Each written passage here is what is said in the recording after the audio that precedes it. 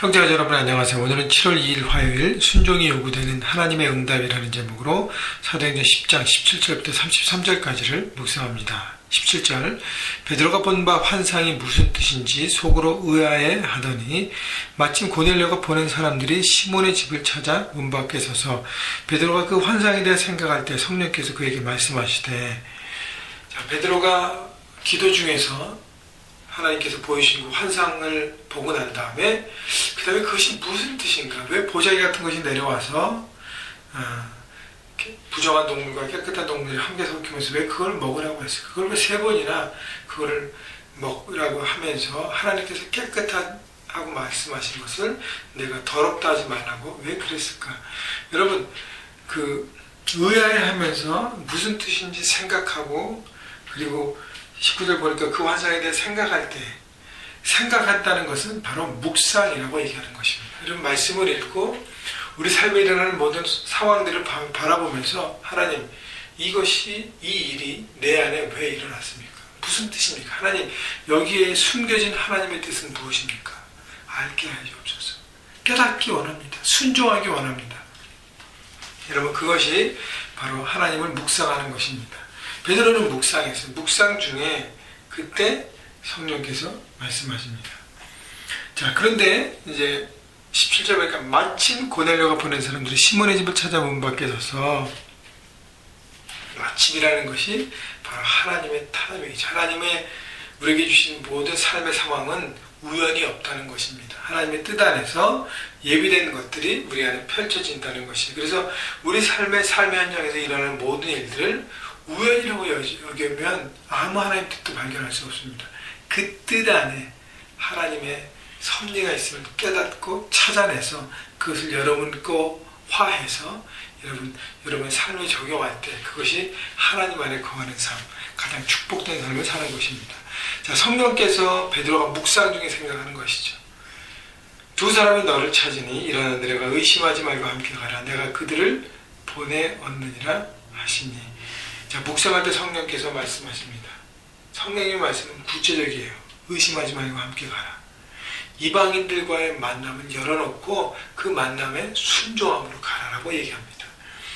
21절 베드로가 내려가 그 사람들을 보고 이르되, 자, 베드로가 즉각 순종합니다. 그리고 23절 베드로가 불러들여 유숙하게 하니라. 누구예요? 고넬료가 보낸 사람들. 그리고 이튿날 일어나 그들과 함께 가서 요빠에서 온 어떤 형제들도 함께 가니라. 자, 베드로는 성령 하나님의 말씀에 순종합니다. 의심하지 말고 함께 가라. 하나님 말씀에 순종합니다. 여러분, 그 고넬료라는 이방인이 보냈고, 이방인들과의 만남이고, 유대인들의 어떤 규례에서는 어긋나는 행동입니다. 그러나 베드로는 자기의 경험과 자기 어떤 생각이 있는 박스를 펼치고요, 하나님께서 뭘 말씀하시는지 듣기를 소망했다는 것이죠. 그래서 순종했다는 것입니다. 24절 이튿날 가이사랴에 들어가니 고넬료가 그 친척과 가까운 친구들을 모아 기다리더니, 자, 고넬료가 하나님 말씀을 얼마나 사모했냐면 이미 준비하고 기다렸다는 것이고, 또 혼자가 아니라 친척과 가까운 친구들을 모아 함께 기다렸습니다. 이것이 바로 하나님의 사람의 모습이에요.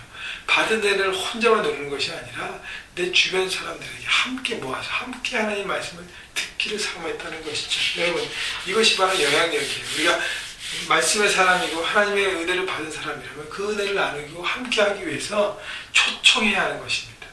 내 것을 오픈해서 함께 초청해야 하는 것입니다. 그것이 바로 은혜 받은 사람의 모습이라는 것이죠. 25절 마침 베드로가 들어올 때 고넬료가 맞아 발 앞에 엎드려 절하니. 여러분, 고넬료는 로마 군대의 백부장 리더입니다. 베드로는 갈릴리 어부예요. 세상적인 스펙으로 볼 때는 베드로가 절을 해야 되죠. 그러나 고넬료는 세상의 기준으로 베드로를 맞이하지 않았습니다. 베드로를 하나님으로 모신 것이에요. 하나님 말씀을 듣기 위해서 하나님 보내신 사자로, 제자로, 사도로 그를 맞이한 것입니다. 그래서 하나님 앞에 엎드렸다는 거예요. 말씀에 대한 태도를 보이고 있는 것입니다. 여러분, 중요한 것은요, 정말 겸손한 사람이 되어야 말씀이 들려집니다. 한번 들어봐. 한번 말해봐요. 내가 들어보게. 라고 하는 다른 나중에 사도행전 뒤에 보면 사울에게 아그리빠 왕이나 뭐 이런 사람들 한번 말해보라고 내가 들어보겠다라고 하는 어떤 태도에는 변하지 않습니다. 말씀에 대한 철저하게 낮아지고 겸손함으로 그 하나님 말씀을 들으려는 마음과 중심이 열렸을 때 하나님 말씀이 들려지는 것입니다. 그래서 하나님에 대한 이해를 갖춘 것이죠. 26절 베드로가 이렇게 이르되 일어서라 나도 사람이라 하고 베드로도 섬기는 사도로서의 삶을 살아갑니다. 고넬료가 절을 했을 때 그것을 받고 감사합니다 이렇게 하지 않았어요. 그를 붙잡고 일어나서 나도 사람이 나도 죄인이고 나도 하나님 앞에 부끄러운 사람이다 라고 겸손함으로 예의를 똑같이 표한 것입니다.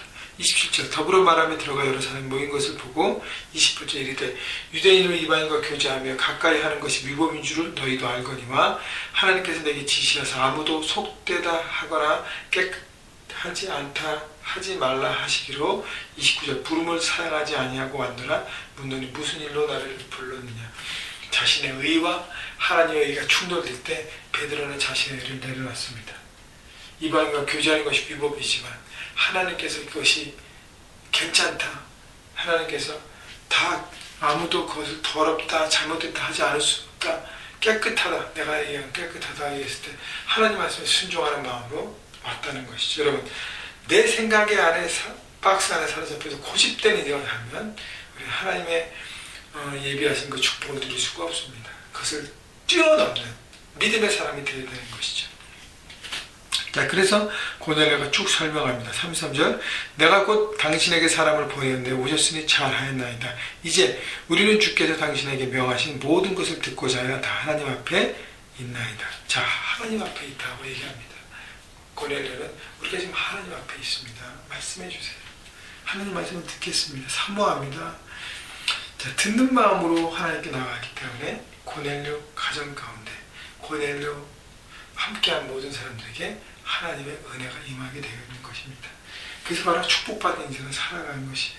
바로 이것이 바로 고넬료의 하나님에 대한 태도였다는 것이죠. 그래서 올바른 태도가 올바른 인생을 펼친다는 것을 바라보고 그 태도에 따라서 순종하는 것이 열매가 맺는 것입니다. 여러분 그렇기 때문에 하나님에 대한 철저한 오픈된 마음, 그 다음에 따르는 순종, 그래서 열려진 마음을 통해서 나갈 때 성령 하나님의 역사를 바라보고 또 우리의 삶의 모든 것 성경 가운데 인도하신 하나님의 모든 것들을 바라보면서 우리가 순종하고 하나님의 예비하신 그 은혜를 누릴 수 있는 것입니다. 여러분 오늘도 말씀 묵상하면서 하나님이 내 삶 가운데 내 가정 가운데 내 일터 가운데 무엇을 말씀하시는지 들으려고 하시고 또 잘 모르면 성령 하나님께 구하시면서 늘 순종함으로 성령님의 철저한 인도 속에서 하나님이 예비하신 은혜를 누리시는 그래서 혼자만 누리지 않고 고넬처럼 많은 사람들을 초청해서 함께 전도하고 복음을 나누는